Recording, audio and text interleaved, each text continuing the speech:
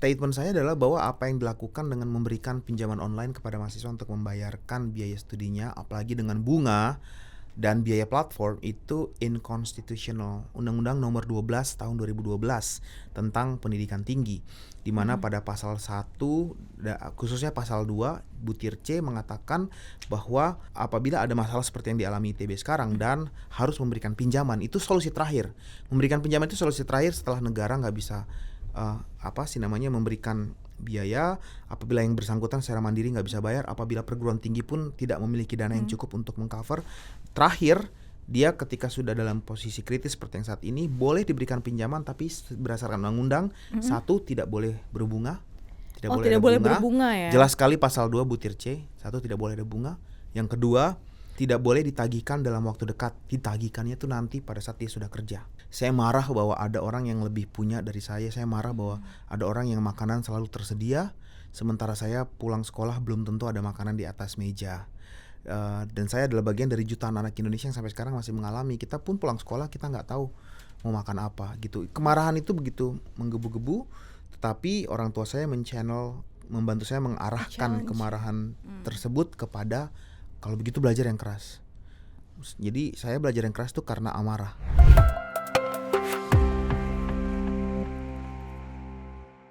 Halo teman-teman, kembali lagi di podcast Ruang BK Beredukasi di Kompas.com. Hari ini di Ruang BK kita akan ngobrolin seputar isu-isu pendidikan yang lagi hits nih, bersama dengan pakar kita kali ini, Billy Mambrasar. Kak Billy, apa kabar?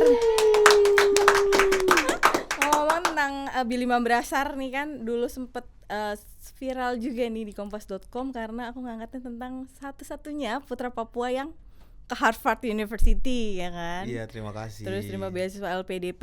Nah, sebelum itu aku pengen ini nih Kak, sharing tentang beberapa isu yang lagi ini banget nih di Indonesia. Salah satunya itu pinjaman online, pinjol ITB nih Kak. Beberapa kampus punya bekerja sama nih dengan salah satu platform pinjaman online, dan itu sebenarnya gimana, tapi nanti aja kita bahasnya. Kemudian sebagai penerima beasiswa LPDP kan katanya LPDP di stop nih, tapi aku nggak tahu nih bener atau nggak sih sebenarnya isunya kan, karena aku juga panik karena aku penerima LPDP kan, jadi waduh. Iya, teman-teman pasti pada nanya-nanya kan, karena banyak banget yang nanya itu bener nggak sih LPDP di stop, apalagi ke aku juga banyak yang nanya gitu. Tapi nanti kita bahasnya nanti. Aku pengen tahu dulu nih, sebagai Kak Billy Mambrasar ini kan dari Papua ke Harvard University. Nah, boleh nggak sih Kak ceritain dulu perjalanannya seperti apa?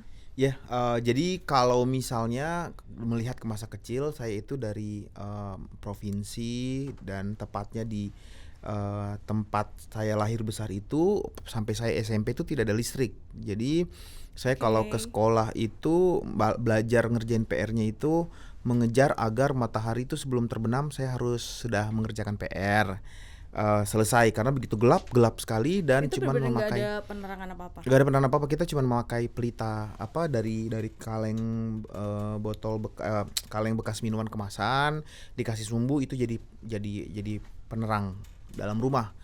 Jadi nggak bisa kalau malam karena matanya sakit. Jadi harus sebelum matahari. Berarti itu terbenam. Kan soalnya waktu itu kan sempat ramai juga ya, katanya Billy Mambrasar sebenarnya dari orang berada di Papua. Iya, sampai akhirnya bisa ke Harvard gitu. Ternyata enggak, bener mungkin dong. Bisa jadi berada karena di belakang ada gunung, ya kan, di sebelah ada sungai. Berada banget kan. Punya gunung, punya sungai. Punya gitu gunung, kan? punya sungai, depan laut, ya kan. Juga. Jadi saya berasal dari keluarga yang di bawah garis kemiskinan, kalau bisa dibilang. Orang ayah saya itu adalah guru honor seumur hidup sampai sekarang, masih mengajar, ya honorer. Sampai sekarang masih mengajar, guru honorer. Ibu saya sendiri adalah tukang jual-jual pedagang pasar lah. Jadi dia ya lapak kue-kue gitu, kadang-kadang sayur. Jadi emang pedagang orang pasar lah gitu. Kak juga bantuin ya katanya. Saya juga bantuin, iya. Dagang di pasar. Dagang di pasar ya, gantian. Jadi saya berangkat sekolah, mama di pasar jualan sayur, jualan kue paling banyak sih. Nanti dia pulang, gantian saya yang kesana pulang sekolah. Jadi dan sambil ngerjain PR juga karena takutnya gelap gitu. Jadi sebegitu left behind, sebegitu tertinggalnya, infrastruktur, akses pendidikan pun saya merasakan ke sekolah itu sometimes gak ada guru dan diajarin sama tentara. Dulu ada program ABRI masuk desa ya, jadul banget tuh masih ya. ABRI ya? Iya, saya masih kelas 1 SD, kelas 2 SD saya ingat diajarin sama tentara-tentara yang program itu. Karena saking gak ada gurunya. Dan tapi kalau orang tua saya itu menyemangati bahwa pendidikan itu adalah jalan terbaik untuk mengangkat derajat keluarga. Jadi kalaupun kita sekarang di garis kemiskinan, kalau kita mengikuti pendidikan dengan baik, derajat keluarga kita dan derajat diri kita akan terangkat dan kita bisa membahagiakan orang tua. Nah, pesan itu yang menjadi semangat buat saya untuk terus belajar, berprestasi, karena orang tua saya sampaikan nanti akan ada beasiswa kalau nilai kamu tinggi. Walaupun tidak visible juga karena kita bingung beasiswa itu dari mana, siapa yang menyediakan gitu. Tapi ya akhirnya memang terbukti kata-kata saya lulus SMP dengan nilai terbaik, kemudian mendapat beasiswa untuk sekolah di SMA terbaiknya Provinsi Papua, sehingga saya harus keluar pindah dari kampung saya ke ibu kota provinsi Jayapura. Di SMA itu dibayar 100%, tinggal di asrama, dan saya bisa melanjutkan pendidikan ke SMA walaupun kata orang tua saya kayaknya kami cuma sanggup membiayaimu sampai SMP. Karena kita tidak ada biaya untuk sampai SMA, untuk seragam, untuk buku, itu terlalu mahal. Nah Kak, gitu. Kan tadi Kak Bil cerita nih kalau di rumah listriknya susah gitu kan, harus ngejar matahari kalau belajar. Gimana sih Kak, maksudnya apa yang membuat kamu tuh punya semangat besar nih untuk belajar dan akhirnya berprestasi sehingga waktu SMA itu kan 100% kan? Berarti beasiswanya ya? Betul, 100%. Iya. Apa yang membuat Kak Billy, dan sebenarnya di rumah tuh belajarnya seperti apa sih? Iya, jadi yang menyemangati tadi pesan dari orang tua saya bahwa kalau kita mau keluar dari rantai kemiskinan yang kita alami sekarang, pendidikan adalah jalan terbaik. Jadi saya begitu marah dengan semua keadaan. Ya, saya marah bahwa ada orang yang lebih punya dari saya marah bahwa ada orang yang makanan selalu tersedia, sementara saya pulang sekolah belum tentu ada makanan di atas meja. Dan saya adalah bagian dari jutaan anak Indonesia yang sampai sekarang masih mengalami. Kita pun pulang sekolah kita nggak tahu mau makan apa gitu. Kemarahan itu begitu menggebu-gebu, tetapi orang tua saya membantu saya mengarahkan kemarahan tersebut kepada kalau begitu belajar yang keras. Jadi saya belajar yang keras tuh karena amarah. Saya belajar energinya tersalurkan dengan hal yang positif gitu ya. Saya harus jadi orang sukses. Orang tua saya tidak boleh susah. Kami tidak boleh lagi hidup di bawah garis kemiskinan. Itu yang menjadi motivasi utama sebenarnya. Oh gitu. Begitu. Oke, waktu SMA berarti biaya kuliah 100% nih. Biaya pendidikan. Oh, biaya pendidikan. Oke. Nanti pas kuliah juga dapat beasiswa berarti ya, Kak? Awalnya belum. Tahun belum. pertama saya nekat itu. Jadi lulus SMA, saya ikut seleksi dan keterima di ITB. Tidak ada biaya sama sekali, orang tua tidak bisa membiayai, dan itu untuk mengirimkan. Waktu itu gimana ceritanya sampai mendaftar di ITB, lewat jalur apa tuh waktu itu? Jalur umum aja, jalur itu biasa SNMPTN ya. SNMPTN. Berarti itu kan harus bayar kuliah ya Mas ya? Iya, harus bayar kuliah. Kemudian belum bimbingan belajarnya kalau mau ini. Jadi memang saya betul-betul untuk ikut bimbingan belajar aja tuh saya pinjam modul teman gitu ya. Salah satu lembaga penyedia bimbingan belajar yang sampai sekarang masih ada juga. Itu saya nggak sanggup tidak punya biaya untuk mengikuti kursusnya itu. Jadi gantian kebaikan hati teman, setelah dia nggak pakai modulnya, saya pakai. Dipinjamin ya, gantian belajar. Kalau dia sekarang belajar fisika, saya kimianya. Dia matematika, saya fisikanya, gantian seperti itu. Jadi memang semangatnya itu karena amarah itu. Nah, kenapa ITB? Karena sebenarnya salah satu tokoh idola saya yang saya sering baca biografinya semenjak saya SMP itu adalah Soekarno. Dan Soekarno itu adalah seorang insinyur. Nah, Insinyur Soekarno ini kisahnya begitu menginspirasi saya. Jadi saya pengen jadi insinyur, saya pengen jadi pemimpin yang mengubah Indonesia lah seperti dia. Begitu. Itu yang kemudian membuat saya memilih ITB karena beliau sekolahnya dulu di ITB. Akhirnya saya dengan nekat daftar, keterima. Nah, pas mau berangkatnya itu ke Bandung itu orang tua meminta-minta uang. Jadi benar-benar literally ngemis bahasanya. Oh, waktu mau ke Bandung pertama kali berarti kan itu belum beasiswa sama sekali. Belum ya? ada. Orang tua gimana? pas pertama kali kamu ngasih tahu mereka bahwa aku lulus loh ITB? Ya kan mereka pusing karena ini mau bayar kuliah gimana, makan bagaimana, apalagi Jawa itu di mata kami jauh sekali kan, di ujung sana Jawa itu jauh dan tidak ada keluarga, tidak ada siapa-siapa, apalagi Bandung ya kan, tidak familiar begitu. Jadi mereka khawatir, tetapi mereka juga pusing, ini biayanya bagaimana, nanti kamu bagaimana. Terus saya bilang, udah yang penting kirim saya ke Bandung saja. Terlepas nanti saya seperti apa itu urusan nanti. Jadi memang sudah dasarnya marah sama keadaan. Iya, jadi saya harus fight, saya harus berjuang gitu. Nah, ini yang menjadi pesan juga buat anak-anak Indonesia yang mungkin mendengar di SMA atau SMP yang saat ini mendengar podcast ini lalu merasa bahwa saya kok nggak ada harapan lagi gitu kan. Kok orang lain kehidupannya lebih baik dari saya gitu ya. Ya saya kok memakan saja susah, apalagi sekolah, dan sekolah juga untuk apa, biayanya dari mana. Dan mungkin dalam hati teman-teman itu marah, dalam hati adik-adik semua marah. Channel kemarahan itu menjadi bekerja keras, jangan malah loyo, jangan malah menyerah gitu. Iya, ya, jangan gitu. malah meredup, tetapi konversikan kemarahan itu menjadi energi produktif dengan belajar lebih keras, berjuang dan nekat. Nah, kenekatan itu yang bikin saya tetap mau harus ke Jawa, ke Bandung. Gitu ya. Iya, karena kan anak sekarang kan kayak cukup banyak yang bilang, iya kan kamu punya privilege. Iya, gitu kan Kak? iya. Sekarang yang privilege-nya ada, gue enggak gitu kan. Iya. Menurut Kak Billy tuh gimana tuh? Enggak relate dong berarti Gak sebenarnya. relate, iya. Bukan Jadi agak masalah sedikit itu ya. filosofi sebenarnya. Privilege itu menjadi kata yang salah guna. Jadi kita menggunakan privilege, bukan berarti saya menafikan bahwa ada orang yang punya privilege. Benar, semua orang punya privilege. Bahkan saya yang memiliki orang tua yang memotivasi saya sedemikian rupa itu adalah itu sebuah privilege juga. walaupun mereka tidak mampu. Semua punya privilege. Nah, jangan sampai kita menggunakan kata privilege itu merasionalisasikan kesuksesan orang lain dan kegagalan kita. Jadi privilege menjadi senjata ampuh untuk kita merasionalisasikan bahwa kenapa orang lain sukses dan kenapa saya gagal selalu dengan kata privilege. Dan kamu mau ngerunut privilege sampai ke titik terendah pun akan ada alasan rasionalisasi. Misalnya aku pengen kerja di Kompas TV jadi anchor seperti dirimu, jadi produser, tapi nggak bisa. Aku akan cari, oh kan dia privilege, kan dia perempuan, kan dia cantik, kan dia punya koneksi, kan dia pernah magang di Kompas. Jadi privilege itu menjadi sebuah cara untuk kita menderasionalisasikan bahwa sebenarnya kita pun bisa bekerja, gitu. bisa bekerja keras. Berarti privilege itu nggak cuma uang dan uang gitu ya. Pertama, semua orang punya privilege. Yang kedua, jangan pakai kata privilege itu untuk merasionalisasikan kalau kita sebenarnya bisa berusaha lebih keras lagi gitu. Nah, ngomong-ngomong soal tadi ya Kak, kamu kan berarti lulusan kamu kuliah di ITB.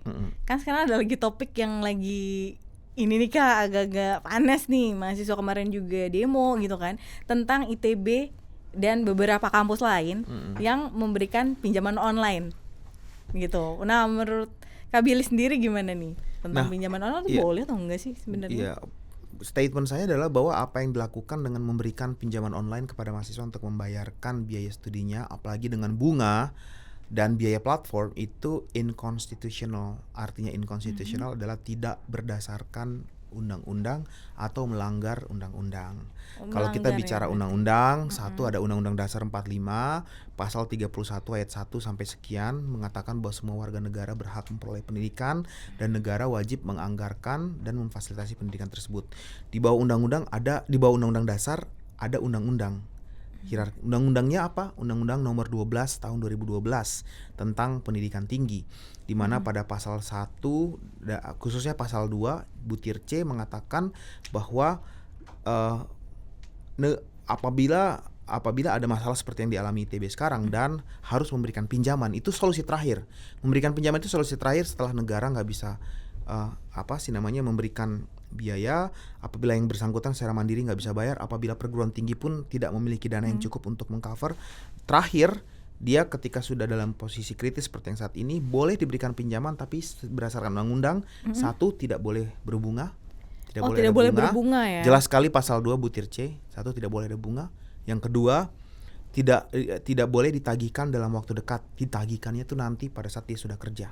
Oh, pada saat dia lulus dan sudah kerja. Iya, itu Oke. jelas tertulis di pasal C Itu ada butir C pasal 2 Undang-Undang Nomor 12 tahun 2012. Artinya apa? Memberikan pinjaman online berbunga yang harus dibayarkan 6 bulan sampai 12 bulan ke depan, berarti nggak berdasarkan undang-undang, inconstitutional. Oke. Jadi saya sangat menyayangkan beberapa institusi pendidikan termasuk ITB memberikan solusi yang tidak berdasarkan undang-undang kepada anak-anak ini. Yang kedua, sebagai mahasiswa yang pernah sering menunggak dan gak bisa bayar SPP, mahasiswa Oh, ITB, ya saya alumni Gimana ITB. tuh Kak? Pengalamannya dulu kan Iya. pernah jadi mahasiswa ITB dulu dan sekarang deh. Saya Gimana juga tuh? dulu nunggak, nggak bisa bayar, tidak sanggup. Padahal zaman dulu SPP saya tuh 1.550.000. Sekarang mereka SPP-nya 12 juta. 12 juta, 12 Dan itu tuh besar sekali. Bagi saya 1.500.000 aja tuh mahalnya minta ampun. Saya menunggak gitu. Nah pada saat saya menunggak, saya melakukan pekerjaan di luar kuliah. Berbagai pekerjaan saya lakukan sesuai dengan bakat, talenta, dan mendapat penghasilan tambahan. Penghasilan tambahan saya sisihkan, lalu saya juga ikut beberapa seleksi beasiswa yang dibuka oleh kampus. Nah, waktu zaman dulu itu kampus menempelkan banyak sekali kesempatan-kesempatan beasiswa di mana saya daftar semua beasiswa itu. Karena saya yakin saya daftar 10 mungkin cuma lulus 1. Kalau saya cuma daftar 1 nggak lulus ya berarti 50-50. Ya kan, tapi kalau saya daftar 10 kan masih ada 1% atau 10% chance lolos gitu. Nah, akhirnya dengan penghasilan tambahan saya kerja di luar kampus ditambah dengan beasiswa kecil-kecilan yang saya dapat, saya bisa mengcover tunggakan beasiswa tersebut gitu. Oh gitu. Berarti kalau menurut Kak Billy nih, kampus tuh sebaiknya kayak gimana? Karena kan sebenarnya ITB juga memberikan fasilitas cicilan nih. Cicilan udah ada loh Kak. Sebenarnya itu 0% dari kampus, tapi mungkin yang kemarin kejadian adalah pihak kampus meminta mahasiswa untuk ke pinjol aja yang bekerja sama gitu. Artinya mungkin alternatif pinjaman dari sources lain itu diberikan apabila satu adanya ketakutan default atau gagal bayar kembali yang akan membuat anggaran kampus terganggu. Ya kalau kan yang minjem 10 yang balikin cuma 1, 9 kan angus. Berarti uang kampus hilang gitu. Itu namanya default kan, default rate-nya mungkin tinggi. Yang kedua, bisa jadi bahwa anggarannya juga terbatas untuk dipinjam-pinjamkan. Karena ITB sendiri mungkin dia harus membayarkan kebutuhan lab, kebutuhan listrik, kebutuhan air, perbaikan maintenance gedung, dan yang lain-lain. Jadi mungkin anggaran yang terbatas itu kemudian membuat mereka nggak bisa mengcover ratusan tunggakan. Ya, yang saya dengar ratusan yang nunggak, bahkan ribuan yang nunggak itu nggak cukup, sehingga mereka meminta pembiayaan dari pihak ketiga. Yang sebenarnya kalau kita balik lagi ke undang-undang, itu pemerintah daerah dan pemerintah pusat harus menjadi entitas pertama yang turun membantu menyelesaikan masalah ini. Gitu. Artinya harus ada anggaran khusus dari pemerintah pusat. Selain APBN yang diperuntukkan untuk pendidikan tinggi, harus ada peruntukan buat pinjam-meminjam yang disebut dengan student loan. Kalau di luar negeri. Kalau di luar negeri ada ya? Kalau nggak salah tuh student loan luar negeri itu kita pinjam sekarang dan bayarnya nanti. Bayarnya nanti, dan itu source-nya dari federal loan. Kita sendiri sebenarnya belum punya ya? Kita belum punya ya federal loan yang kemudian nanti digantikan kembali ke uang negara. Itu harus ada. Pemerintah pusat harus urun rembuk ya, dan melihat masalah ini secara sistematis, membuat sistem tersebut ada. Dan kemudian yang berikutnya lagi adalah bahwa pengembaliannya itu dilakukan pada saat mereka sudah kerja, bukan sekarang begitu. Jadi menurut Kak Billy salah satu solusinya mungkin bisa student loan juga ya Kak? Karena Kak Billy dulu juga pernah kuliah di luar negeri. Nah, kita ini menarik nih. Kita balik lagi ke cerita Kak Billy dapat LPDP berarti ya. Dapat LPDP ke ITB. Waktu di ITB itu beasiswa ya, tengah-tengah ya berarti. Ya, waktu di ITB saya beasiswa, kemudian beasiswanya itu dari pemerintah daerah. Jadi dari Papua berarti. Dari Papua ya. Nah, terus kemudian gimana ceritanya sampai ke Harvard tuh? Ya, nah kembali lagi ke cerita kemarahan saya tadi itu, saya pikir setelah saya sekolah ITB dan saya lulus dari ITB, saya punya pekerjaan yang cukup baik ya. Dan cerita indah bagaimana pendidikan merubah kehidupan ekonomi dan derajat seseorang itu terbukti. Yang ingin saya bagikan. Di ITB apa jurusannya Kak? Teknik Pertambangan. Fakultas Teknik Pertambangan. Berarti bekerjanya di perusahaan perminyakan ya, perusahaan minyak ya asing waktu itu dengan gaji yang luar biasa. Luar puji Tuhan, baik yang memampukan saya mengangkat derajat ekonomi keluarga. Berarti benar ya, pendidikan adalah salah satu cara untuk mengangkat ekonomi dan derajat keluarga dan gitu derajat ya. Keluarga. Jadi saya cukupkan kebutuhan orang tua dan adik-adik. Tetapi saya punya mimpi lebih bahwa saya harus menjadi inspirasi lagi kepada anak-anak Indonesia yang berasal dari kalangan tidak mampu, bahwa kamu bisa menaklukkan dunia ini dengan pendidikan, dan sekolah di dalam negeri saja tidak cukup. Kita bisa belajar sampai ke luar negeri. Dan bagi saya tidak hanya ke luar negeri, saya ingin menaklukkan kampus terbaik dunia ini. Dan kalau saya nonton film-film Hollywood, kita semua nonton film Hollywood kan Harvard, ya tokoh-tokoh dunia juga dari Harvard. Jadi saya bilang kenapa enggak saya mencoba untuk menjangkau Harvard, bukan untuk kesombongan pribadi, tetapi nanti kalau saya turun ke Aceh, saya turun ke NTB, saya masuk desa-desa, saya akan bilang saya ini dulu nggak ada listrik, tapi saya bisa sekolah di Harvard. Iya, gitu. iya. Jadi putra relate. pertama pula gitu yang Iya, Harvard gitu kan. Dan itu terjadi setelah saya menyelesaikan pendidikan di Harvard. Saya kembali ke Indonesia, saya sampai ke Jambi, pedalaman Jambi, bertemu dengan suku anak dalam di perbatasan Jambi Palembang, di kampung Talang Nyamuk. Itu saya ketemu dengan anak-anak pedalaman, main dengan mereka, dan saya bercerita dengan mereka, relate. Karena apa? Karena mereka tidak menganggap saya, mereka tidak memprivilegekan saya. Oh iya, kamu kan bisa ke Harvard karena punya privilege. Privilege apa? Orang saya nggak punya listrik, saya juga dari daerah tertinggal. Oke, gitu. di Indonesia pun gitu ya. Jadi itu tujuan kenapa saya ke Harvard, bisa jadi inspirasi buat anak-anak Indonesia. Selain Harvard kan juga di Australian National University jadi lulusan berpengaruh. Betul. Ya, salah satu ya. Iya, jadi saya mendapat 2 penghargaan. Pada 2014 saya menjadi Student of the Year atau mahasiswa terbaik dari Australian National University, dan baru-baru ini tahun 2023 lalu menjadi salah satu dari 70 alumni Australia paling berpengaruh. Ya itu juga saya bersyukur karena cerita itu, kenapa saya memperoleh alumni sebagai yang berpengaruh itu karena beberapa inovasi dan kebijakan-kebijakan pendidikan yang dibuat.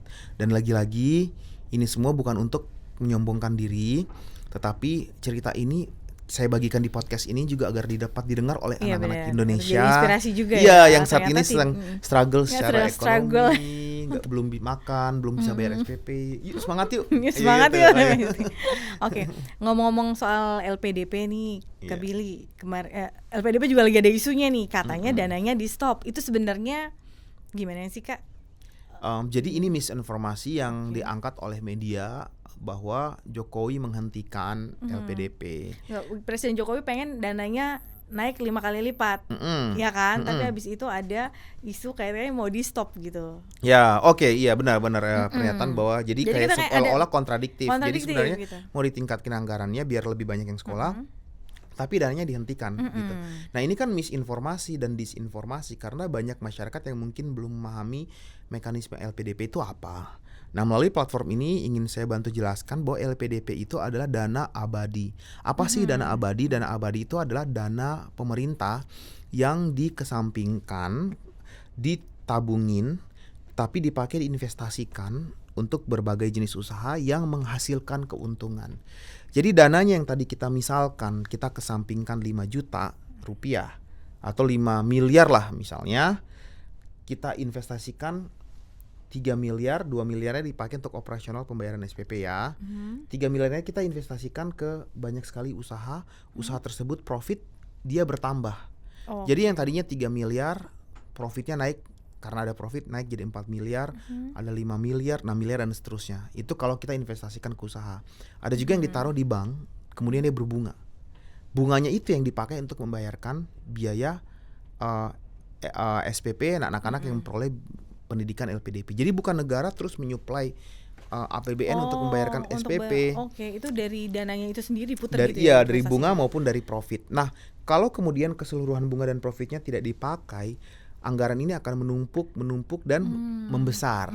Yang tadinya awalnya negara menaruh 5 miliar, kemudian berkembang menjadi 50 miliar.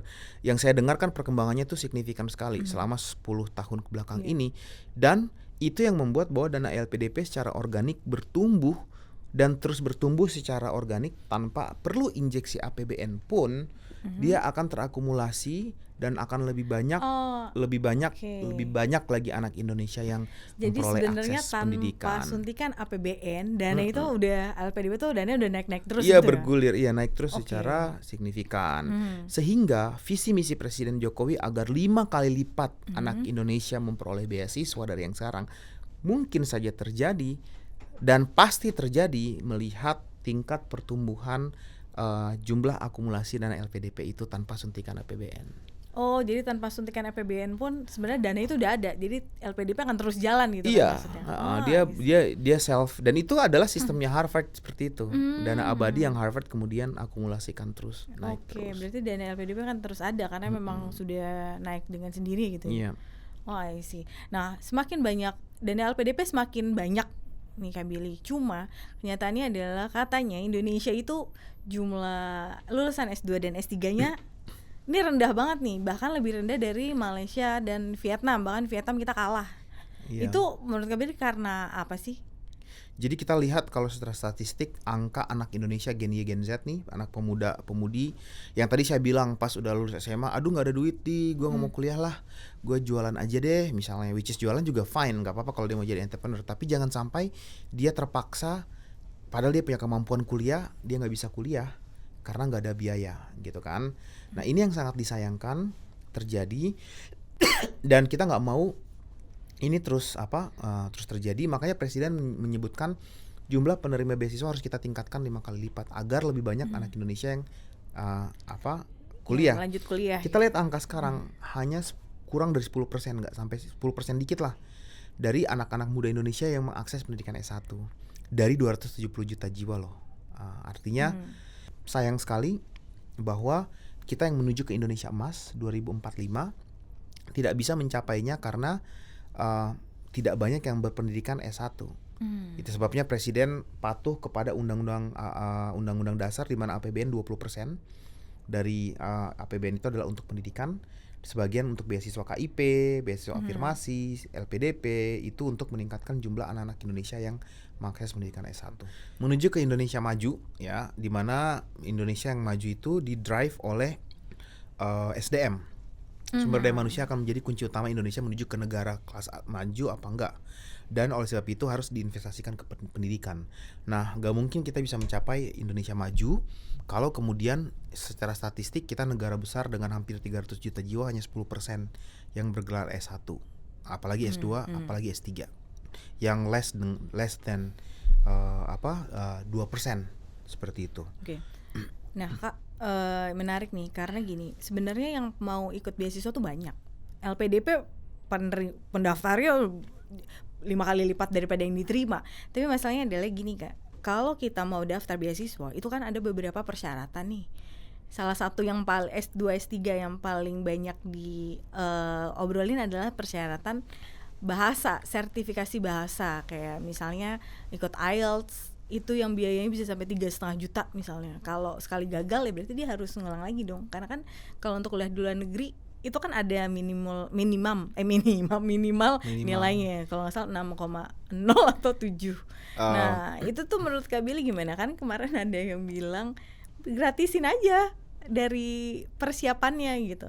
Iya, jadi pertama harus saya klarifikasi dulu bahwa satu, tidak semua negara mewajibkan adanya sertifikasi IELTS.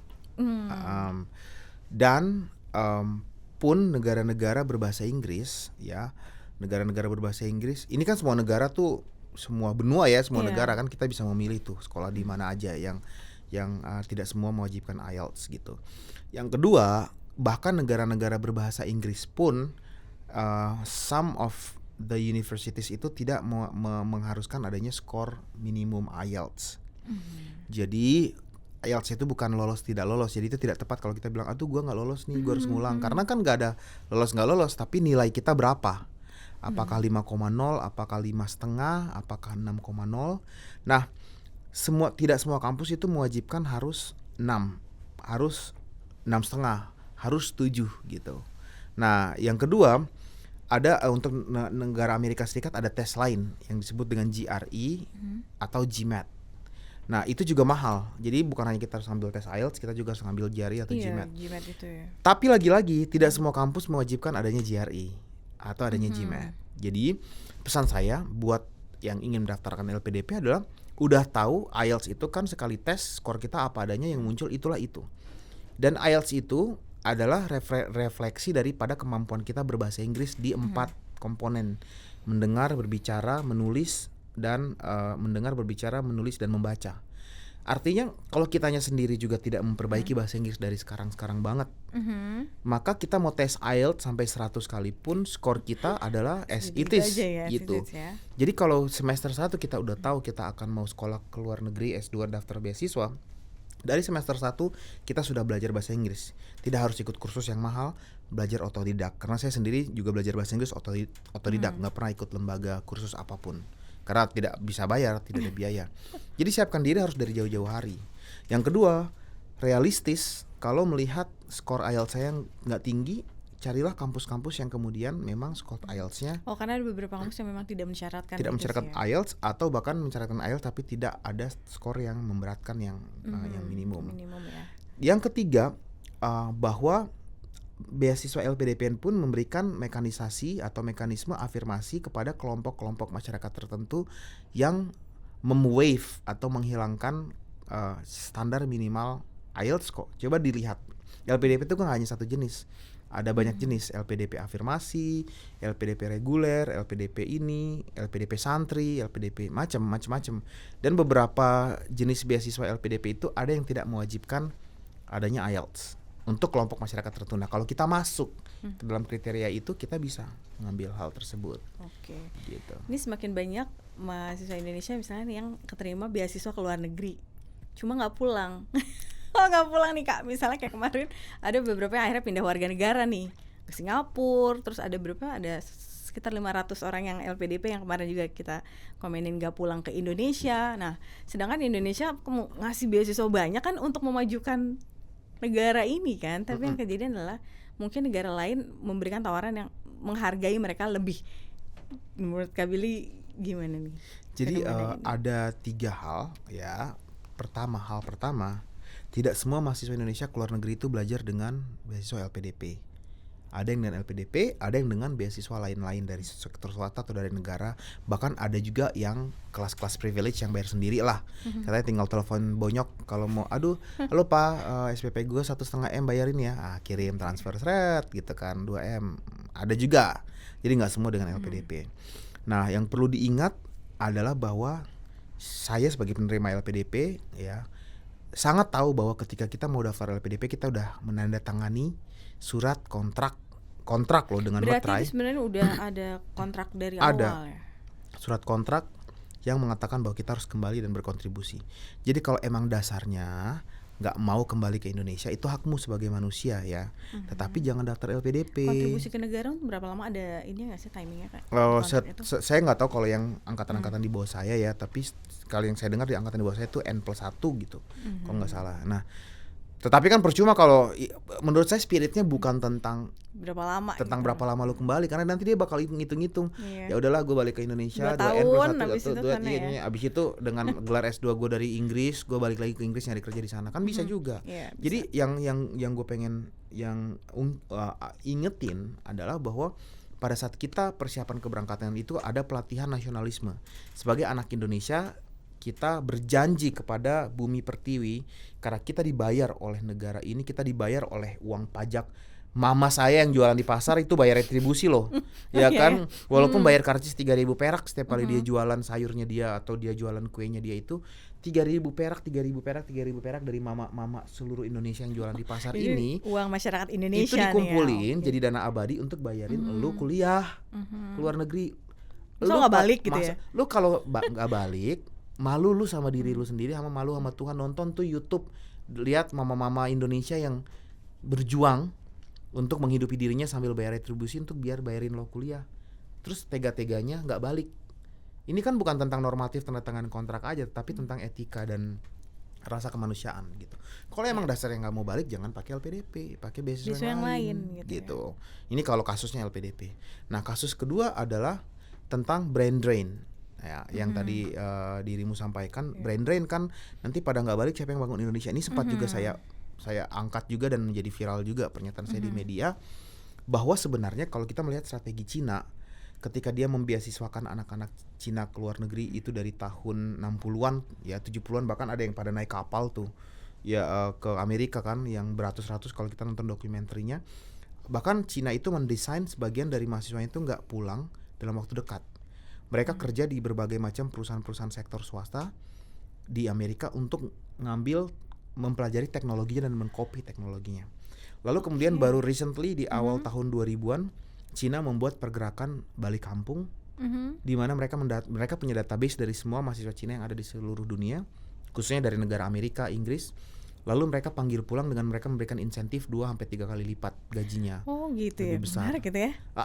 Okay. Jadi kita jangan takut bahwa ini akan jadi brain drain, bahwa mereka akan pulang.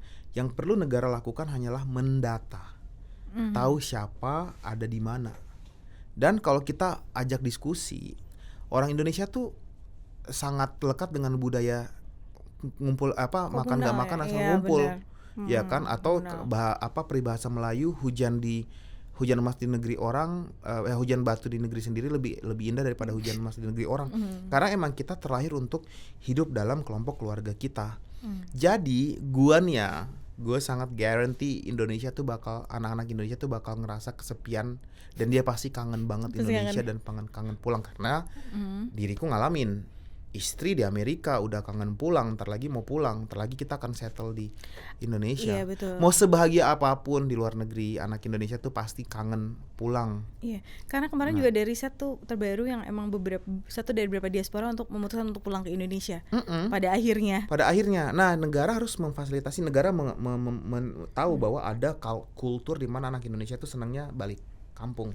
Data siapa yang ada di mana, dan kalau misalnya dia lagi ada kerja di perusahaan besar, di Tesla kah, di Google kah, di Microsoft kah, data aja siapa di mana, lalu data skillnya.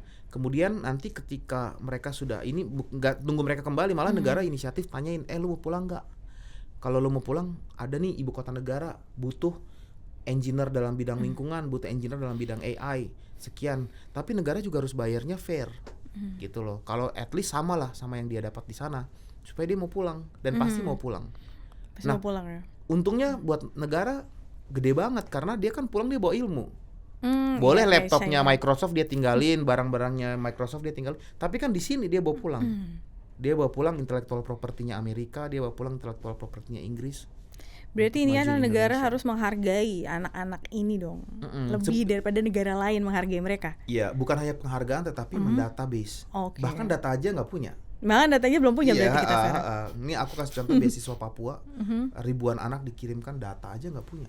Siapa kuliah apa, di mana, jurusan apa, padahal uang negara terlibat di situ.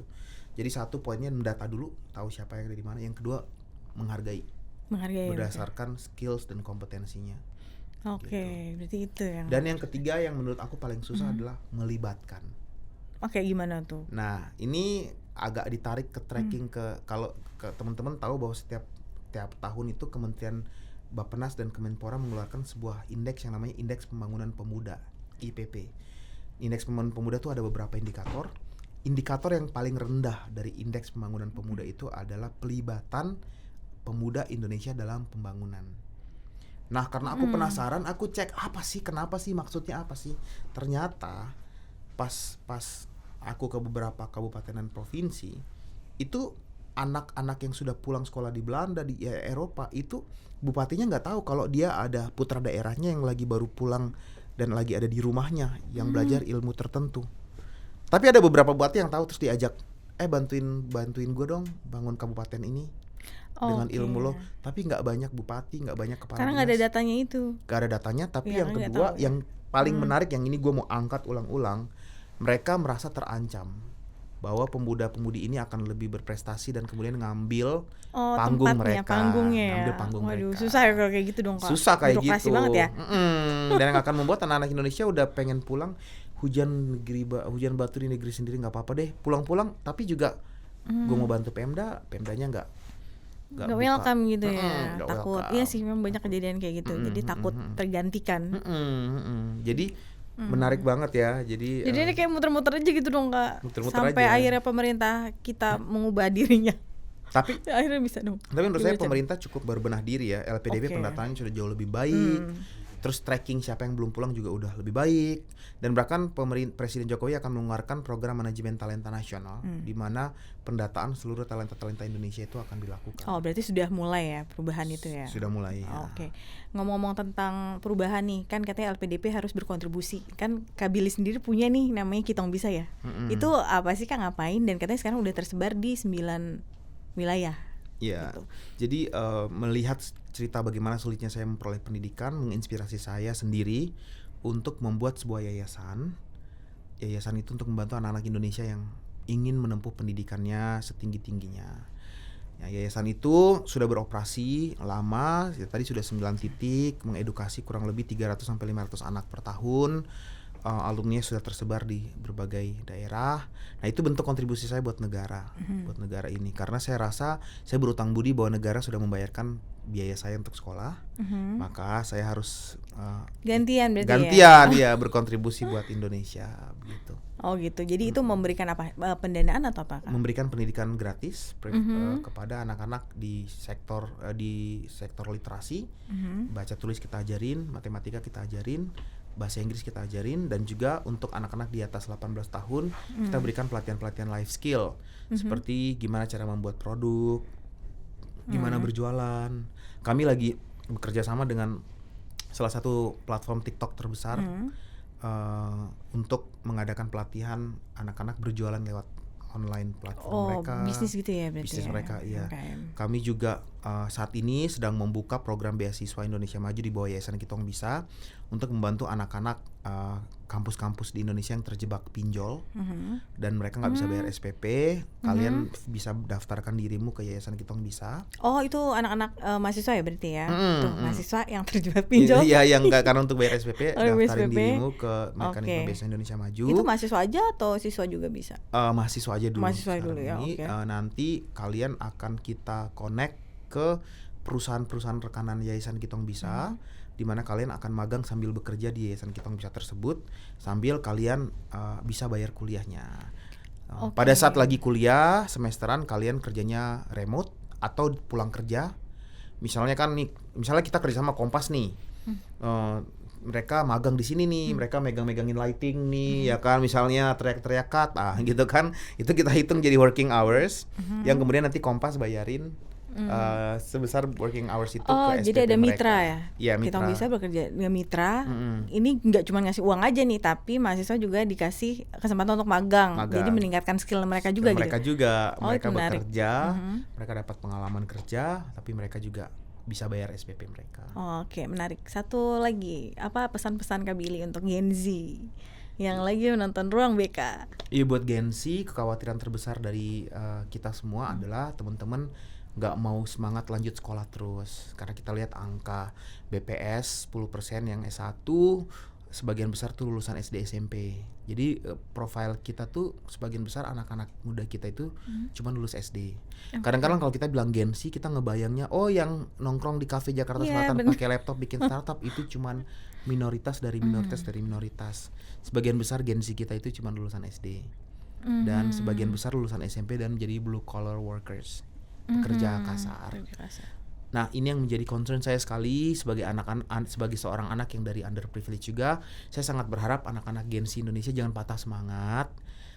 Negara tentunya berusaha sekeras mungkin untuk memberikan banyak sekali beasiswa, melalui LPDP, bantuan operasional sekolah, kartu Indonesia Pintar, beasiswa afirmasi, banyak sekali hal-hal tersebut. Tapi teman-teman juga punya opsi bekerja sambil kuliah.